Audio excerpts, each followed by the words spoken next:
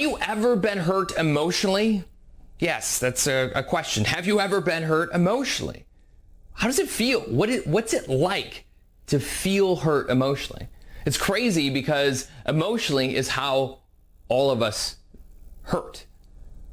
And in fact, there's two parts to it, right? We feel pain. So when someone punches you, stabs you, shoots you, whatever, you're going to feel the physical pain of that. And then you're going to feel the emotional anguish that comes from that. But the irony of it is, and oftentimes we don't actually feel physical pain where it's just all emotional. We feel emotional pain because someone called us a name, or we're in a heated argument about something we believe in and the other person believes the opposite of, and now we're heated about it and we feel emotional pain from it. The other parts are someone stole something from us, or they didn't pay us for something we did. Now there's so many different varieties of way that we can feel emotional pain. So many, and I'm not going to cover all of those, but the purpose of this video is to talk about emotional intelligence. Yes, I said it, emotional intelligence. So if you don't know what this is, make sure to buckle your seatbelts and pay close attention.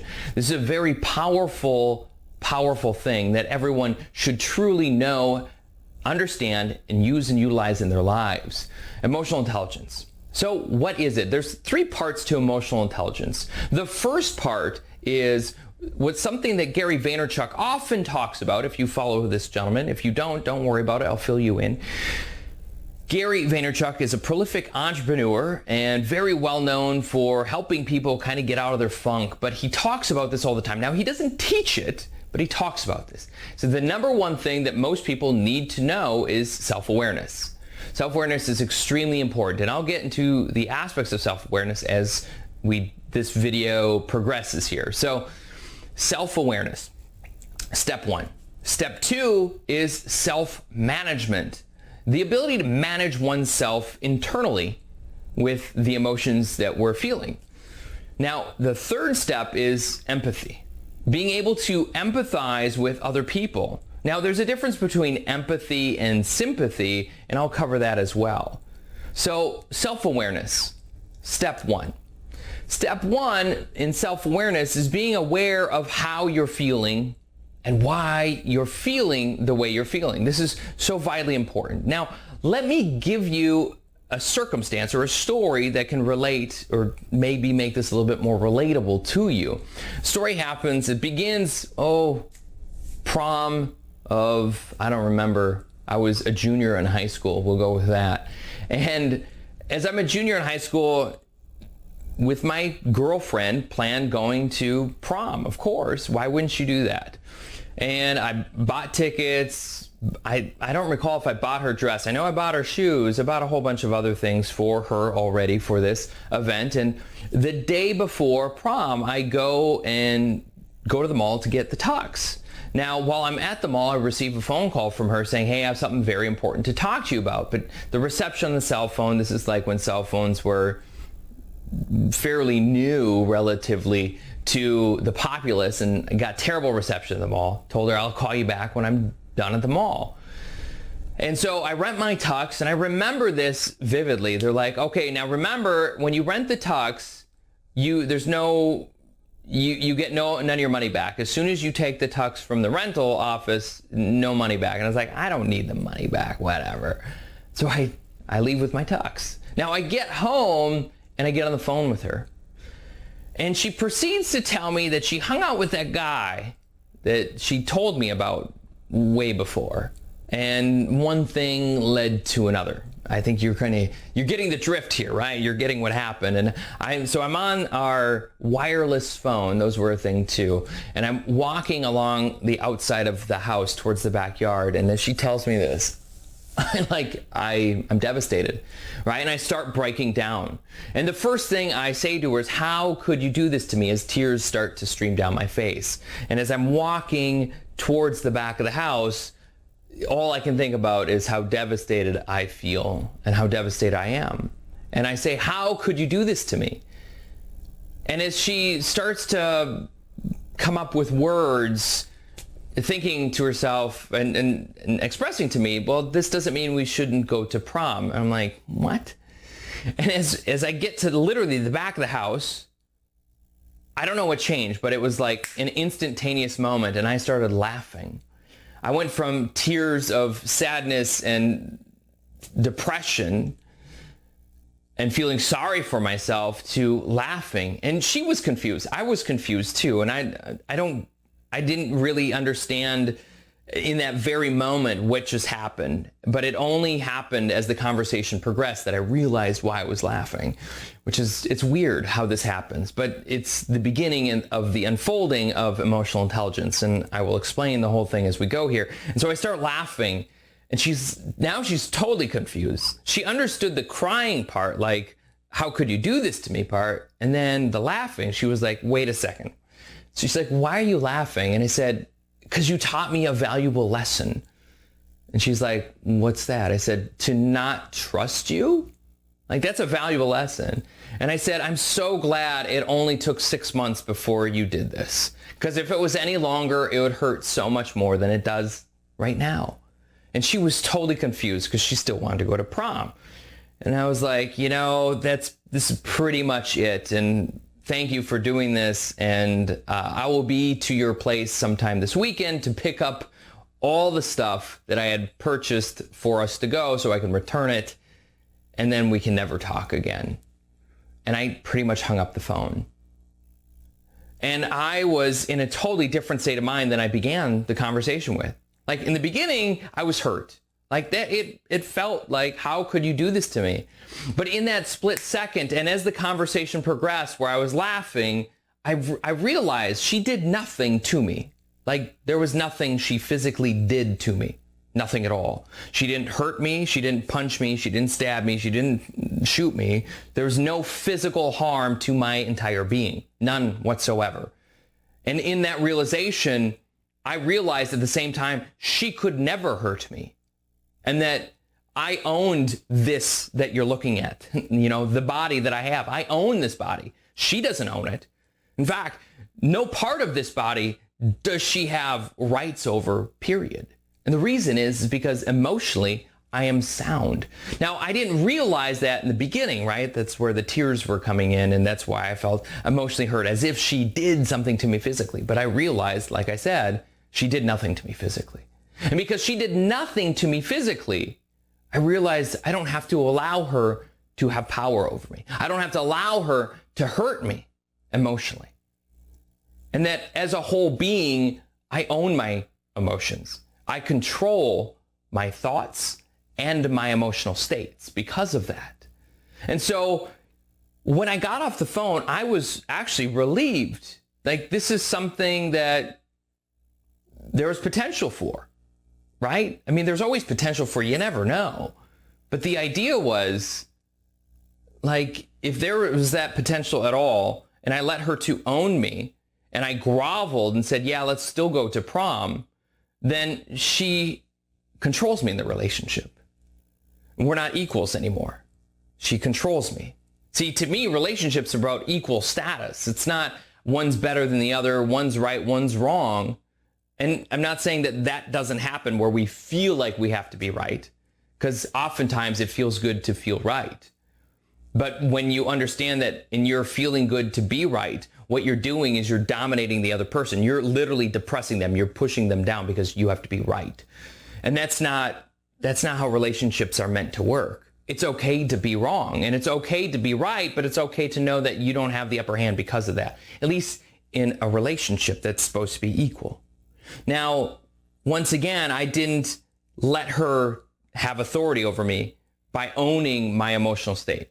You see, if I had allowed her to do what she did and still said it's okay that we do go to prom together, well, then the likelihood of that happening again skyrockets, because she now knows that she can do whatever she wants to me, right? I was self-aware enough in this. So the first part, right? Self-awareness. I was self-aware enough to know that she does not own me, that she didn't physically injure me or harm me whatsoever. She harmed the love I had for her, right? But I also took that back. I took ownership of it. And so it's mine to own. Therefore, she didn't hurt me at all. And I could break that relationship like that and be okay and be fine and be free of her negative energy on that. Now, I also understood that when she got together with this guy, she didn't get together with him because she wanted or meant to hurt me. I understand that. I get that idea. Like, she's in the moment of being, right? She's not in the moment of like, well, what would David think? She wasn't in that. She was like, I'm in this room with this guy and I'm going to allow things to unfold. And she chased pleasure. She chased her happiness in the moments. And I get that. I understand that. So she did what she did, right? She wasn't doing it because she wanted to hurt me. She was doing it because she wanted to be pleasured. She wanted happiness in that moment. So she chased that. And that's okay for her. But see, I don't allow that to be okay for me. Like, right? So if you're in a relationship and the idea of the relationship is that you are together for those reasons, then that wouldn't happen. But the crazy part about it is when we go into relationships, we don't map ourselves out, and then we don't map them out or map them out with us, or map each other out with each other, so we know who each other really is, so then we can actually have a proper relationship. We just search for relationships, and then I think this will work, and then we go along with having a relationship. I could go forever on that, but that's for another day, another time, another story. So the idea is this: I had self-awareness. I also had emotional management. I managed my emotions. I stopped crying. I took them back. I took ownership of my emotions back. And inside, I decided what was going on was not right in that relationship. And so that relationship was better severed than it was together. And I was fine with that. And I made that happen. I made it apparent to her that that was what was happening as well. So I owned myself. I also had empathy, right? I looked at her situation. What she was doing when she was in that room with that person was seeking pleasure for herself, not seeking hurt and malice for me. She didn't have that. She still loved and cared about me. She still wanted to go to prom. She still wanted to be in a relationship with me. It wasn't going to work. So I got that. I get that idea. I get what was going through her mind. I get it. But it doesn't make it all right either, right? There's one thing that this whole relationship didn't have. We both didn't have EQ going on. I did, she didn't. And that's fine. But I separate it because I know that. The interesting thing is we stay in relationships that aren't good for us or healthy for us because we're afraid to change. We're afraid that we're not going to find the right person for us. So we'll put up with what we have. And we'll be okay with that. But all the while, our emotions are being drained. Our lives are being drained. And it sucks. It really does suck. And then we're actually putting stress on not only ourselves, but even the family, if we have a family involved with kids and whatnot, because we're propping our relationship up for the betterment of the kids, which actually doesn't help the kids at all because you're not happy. Your partner's not happy. The kids suffer, even though they don't think they're suffering because the family's together. The family's in a unit. And what it takes is this thing called communication, where if you communicate appropriately, which most people and most couples don't do, then you could actually resolve things and have an amicable separation and even happy children the entire time. But that doesn't happen. I mean, who am I to talk about this, right? Emotional intelligence, this is the most important part of anything that we can actually have in our lives. You know, there's a saying that why do A students work for C students? Right? It's because C students typically have the ideas of what's going on around them. They have more observational skills to read a room in the presence of it. They didn't get A's because they didn't measure up to the memorize and make sure you know this stuff before you go in and write it back down. You know, write it down over here, and once you take the quiz, you'll have it right. Not this guy. I was a C, D, wonderful average kind of student. But what makes me good is my understanding of people and individuals and relationships and the cognitive mind and how it all works together, along with the ideals of this thing called emotional intelligence and why it's so powerful. You see, we allow people to steal our power from us because we don't understand and harness the power of emotional intelligence. When you realize what's going on inside of you, see, it's okay to have a reaction, right? I had a reaction on the phone. I cried and I felt hurt. And I said, how could you do this to me? Those were the first words out of my mouth. But the last words were, see you later. I'll come pick up my stuff and we're done, right? Like there was a transition. It's okay to have that reaction. And we all do it. Someone hits you. It's okay to be angry. You hit yourself. It's okay to be angry. But it's not okay to hurt other people who weren't a part of it. It's also not okay to take revenge and retaliate, even though we believe we're doing the right thing by retaliating, right? An eye for an eye, things like that. But that doesn't solve anything. That actually begots it. It gets more of it. Once you push against something that's pushing towards you, you get more of what's pushing. It just builds and builds and builds on both sides until, well, it collapses in some form or fashion. In fact, just earlier today on Facebook, I responded to someone's post and talking about the psychological ramifications of what they were saying. And I could have messaged them, but I didn't. I posted it and everyone else can read it. And someone in her friend group was really offended by that. Now, in their offense by my comment, they actually just tried peeing all over me with negative words and actually belittling me in their context of conversation. And I responded to him that, this isn't about a pissing match. Like, I'm not here to, to show who's bigger and who's better by any stretch of the imagination, as he was literally trying to belittle me in his conversation. And I just agreed with the one thing out of all the things that he tried saying to me. I agreed with one thing, that's it. That he goes, you should have messaged her privately instead of posting this. Now, whether or not I should have, I just said, yeah, I guess I could have done that. But other people who are in her space who do that wouldn't know this either. Now, certainly, I could have messaged her privately. So I just said, yeah, I could have done that. And I left it at that. Because what he had said to me was extremely offensive. And he assumed things, and I said assumed, telling him that what he's saying is very derogatory and not very nice. But he didn't care about that at all. In fact, he's like, this was going to go so much worse for you had you not agreed with what I said. And I was like, you know what? You can keep all of your ego to yourself, my friend. This, once again, is not a pissing match. It's not about me being better than him. In fact, to him, he's better than me. And therefore, in my agreement to him, well, he's patting himself on the back thinking, well, he won the day because of that. Whatever. And that good, so be it. To me, I don't need to continue this anger and this ego thing whatsoever. It does me no good. It does him no good. It does that thread of comments no good. It does no one any good to badger each other back and forth and belittle each other.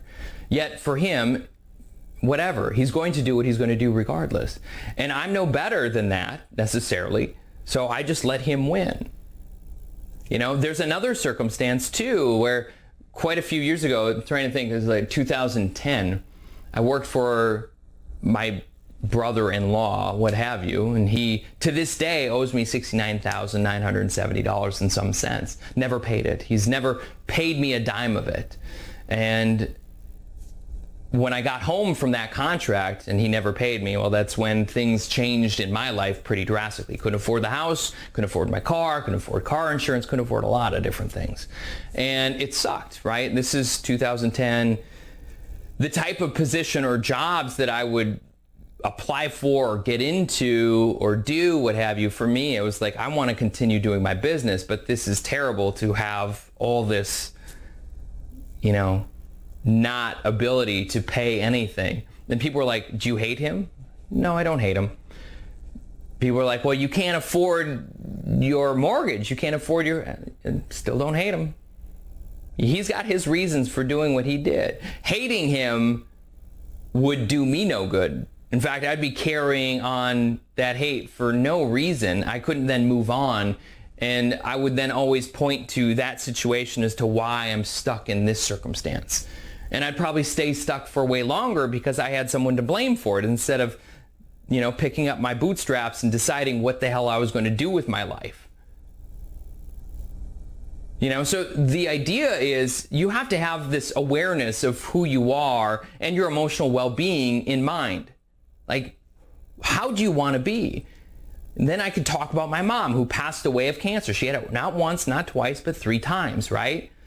My mom hated and she suffered for hate. She really, literally did.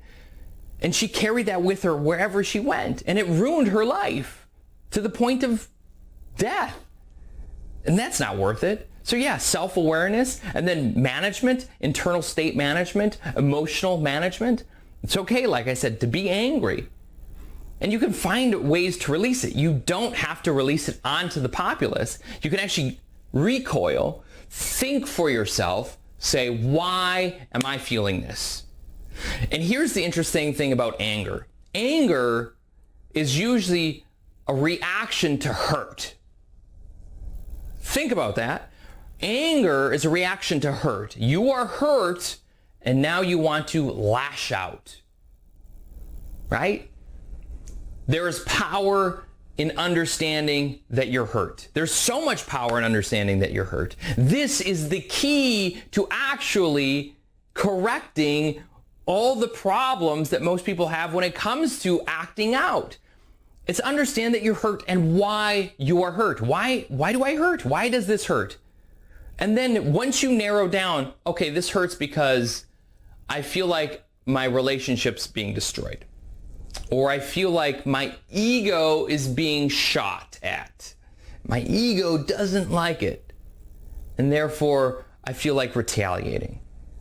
And once you can understand these things, you can use the rational mind to then change the outcomes of your anger. Instead of hurting people around you, you can now redeem yourself and be like, okay, whoa, wait, hold on.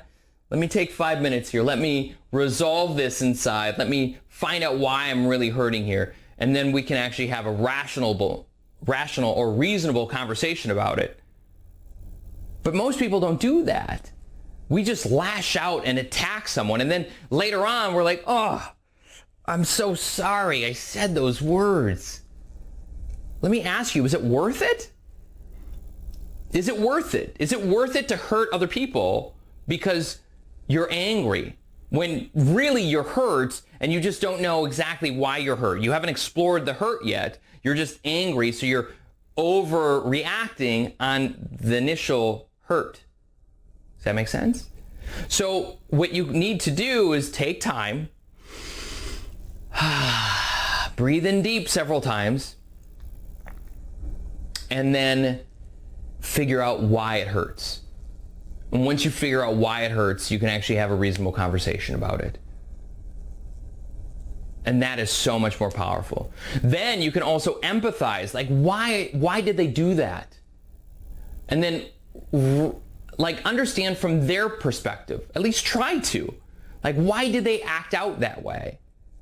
I get it. They've not been in this situation before. Or they're so set in their ways that a new idea isn't a new idea. It's just an attack on their beliefs. You see, when I commented on that Facebook post, that's what he thought. I was attacking a belief of his. And that's not what I was doing. But also, I could have worded it differently, right? There's so many ways you could search back to what could have been different about that situation. The benefit I have is, well, her response was perfectly normal, but the ones after that weren't because they're from him. Now, relating to that can help you understand the reasoning for the outburst in the first place. And it's okay then. And once you can rationalize to the reasoning why it's taking place this way, it makes it so much easier for you to relate to the person. I totally get it, man. Totally understand why you said that and why you did that. I'm not here to hurt you. I'm here to understand you. And to me, that's That's taking a big steep step up because you're allowing friendship to come from possible hatred, and at least, depending on the situation, right? If it's you in a relationship with someone, like you are in an intimate relationship and you're in an argument, the interesting thing, this has happened to me many a times, is in that relationship and in the argument building, I will stop and I will say, look at me, and I will look them in the eyes, and then I will grab them and hug her. In my case, I'll hug her, right? And then take moments to just get that physical connection in, because then it transforms that conversation. It enables the heartbeats to sync up and, embrace 30 seconds, a minute, whatever, and just hold each other and be okay with it, and then go back to the conversation. But it allows both of you to calm down. It allows both of you to understand you're in this relationship together and not apart from each other. The emotional intelligence is hugely important. It enables you to manage people better because you can empathize with their situation. You can relate to what just happened. Why were they late? Why they didn't do that the right way the first time. It helps in so many ways. So today, I urge you to begin to understand what this thing that is called emotional intelligence is. There's many books on it, and I would urge you to buy a couple, read them, understand them. And if you need more assistance, or if you have problems that you want additional help with, I have actually a free Facebook group that you can join. It's private, and it's called Mindset Breakthroughs. I help people like you and even people like me remove the blocks that have been preventing them from having the lives that they truly desire. It's free to join. Facebook, just type in Mindset Breakthroughs, enter. You'll find it, hit join. And then just follow the instructions in that first video. It'll make things a lot easier for both of us. Now, with that being said, it's David Dubé with OnlyOneYouNeed Radio. And it's time that you be the person you're meant to be. Believe in all that you're capable of and become more than you thought imaginable. I look forward to catching you on the next episode. Take care, my friend.